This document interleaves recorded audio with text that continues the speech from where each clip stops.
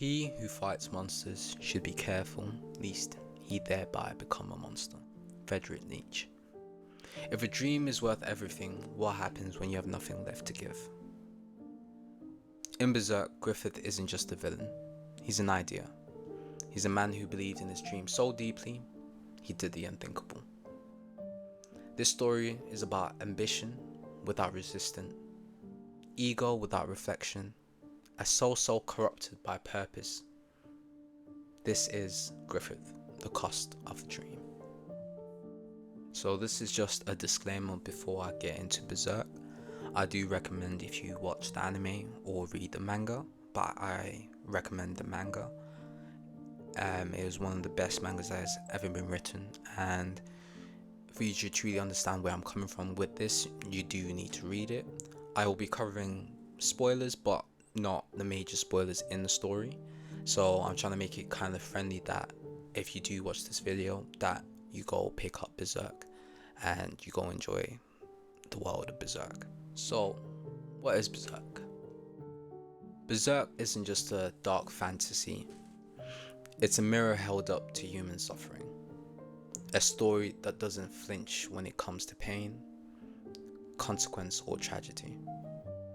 Where most fiction offers hope, Berserk offers truth. Not the kind that you want to hear, but the kind you need to hear. There are no plot armored heroes, no last minute saves, no justice guaranteed. From the first chapter, we're introduced to a world where cruelty is the norm, not the exception. Where power dominates, the strong shape the fate of the weak. And what Miura does brilliantly, he refuses to shield the audience. Every smile, every death, every betrayal cuts deep. And a quote said by Guts is, "In this world, is the destiny of mankind controlled by some transcendental entity or law? At least it is true that man has no control, even over his will." That line doesn't just describe the world, it defines it. Miura doesn't romanticize struggle, he documents it. He shows us how trauma scars, how vengeance consumes, how love can save and destroy. And the realism is what makes Berserk so timeless. Because no matter who you are, no matter where you're from, you fought a battle that nobody sees. From the moment Griffith enters the story, he commands every panel. Not through brute force, but through presence you can't ignore. He is who Jinwoo looks up to, the first aura demon. All you new gen anime watchers don't know about this, but Griffith was graceful, strategic, beautiful, a man who speaks softly, but walks with fate behind him. And that's not an accident. Griffith doesn't just lead, he performs leadership. Every word, every glance, every calculated silence is all part of the mask. What we see on the surface is charisma, but beneath it, there's cold, brilliant strategist who knows exactly how to make people move. Griffith once said, "The dream I have is not for the sake of others, it is to satisfy my own heart." And this is where the dark psychology comes in. It's textbook. Griffith operates using Machiavellism, a trait rooted in manipulative behavior, emotional detachment, and that is the belief that ends always justify means. Machiavellism is named after Niccolo Machiavelli.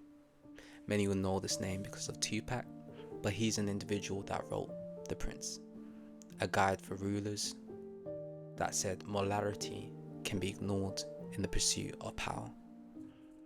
In psychology, it describes someone who uses charm, lies, calculated decisions to manipulate people and maintain control, and that is Griffith. He doesn't force people to serve him, he makes them want to. He makes each person feel chosen, that they have meaning through him. Casca devotes her life to him, Guts respects him to a point of submission, and the band of Hawk believes they're building their dream, but it's his. And Griffith said, I have no responsibility for those who die for me. That one line strips away all the mask. Even if he smiles when he says it, it's not just his charm, it's control. It's how Griffith keeps people close to serve him, but never close to shake his power. And the scariest part is that because it is him, people are willing to die and kill themselves for him. The relationship with Guts. Every tactician has a blind spot. For Griffith, it was Guts. He was supposed to be just another weapon, a sword that he could wield, a piece on the chessboard. But Guts was different, because Guts didn't worship Griffith, he respected him. And in Griffith's world, respect without submission is dangerous. And the one time that I think we get to see the mind of Griffith and such to see how he truly feels was when he said this one speech. It is my perception that a true friend never relies on another man's dream. A person with potential to be my friend must be able to find his reason for life without any help.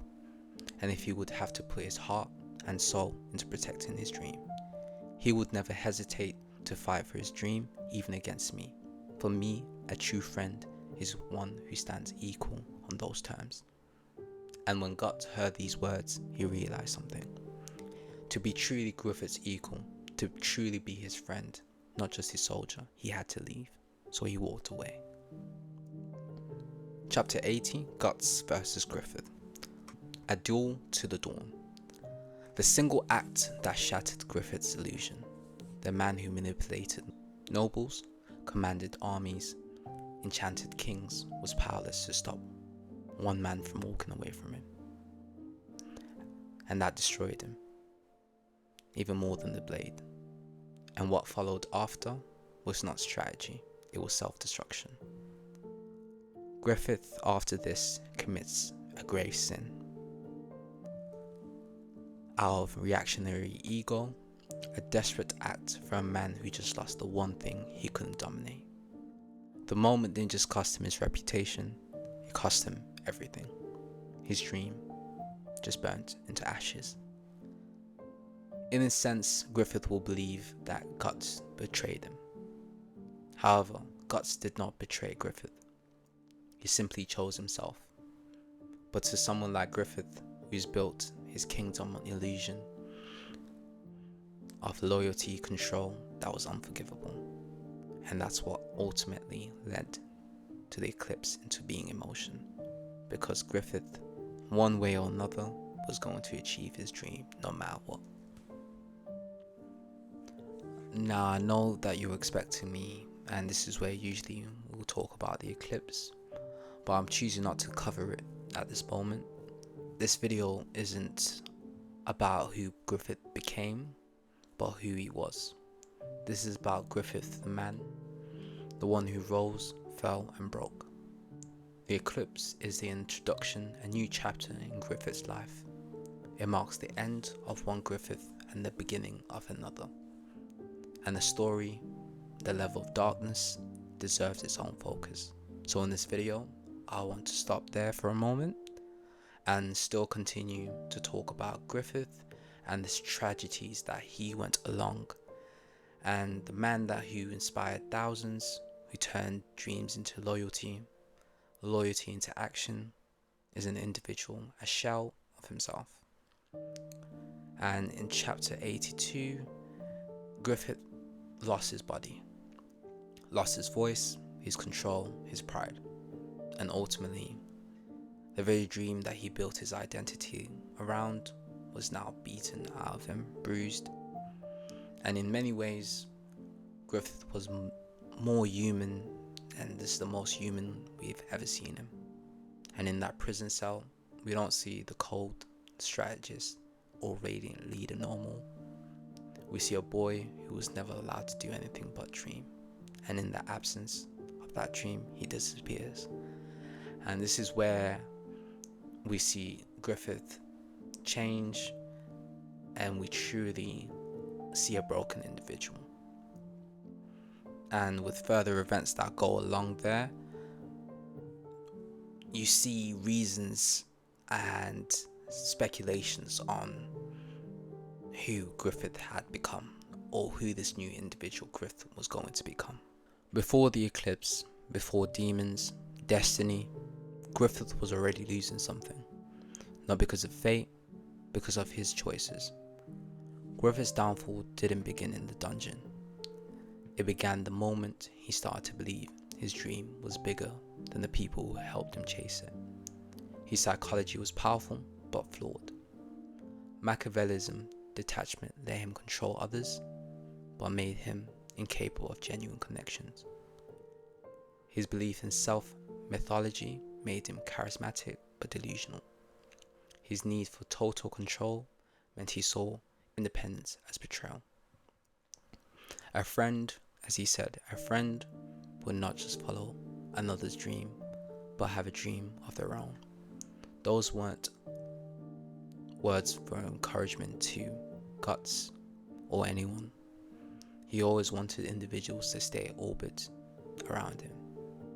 So when Guts left, Griffith reacted with pure ego. He didn't adapt, he didn't reflect, he panicked. In that panic, he made the first choice that truly cost him everything. Not from strategy, but because for a brief moment, he needed to feel control again. To remind himself that he still matters and that the world will move at his bidding. But consequences were real, and consequences are real. That one act destroyed his reputation, destroyed everything he created, and it wasn't fate that ruined Griffith.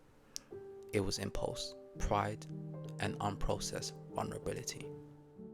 The tragedy is that Griffith could have been the man that he imagined himself to be. He had the intelligence, the charisma, the vision. But he lacked one thing that no strategist can fake: humanity. He refused to slow down, refused to open up, refused to see people as people, not as tools. And that refusal, that's what really broke him. Griffith is more than a character. He's a warning, a reminder of what happens when ego goes unchecked, when ambition becomes obsession, when success transforms something earned into something owed. What is a man if not the sum of his ambitions? But maybe the most important question is, at what point does a dream stop making you and start consuming you? When do you stop chasing something you control and start letting it control you? How far is too far? And would you even know if you crossed that line?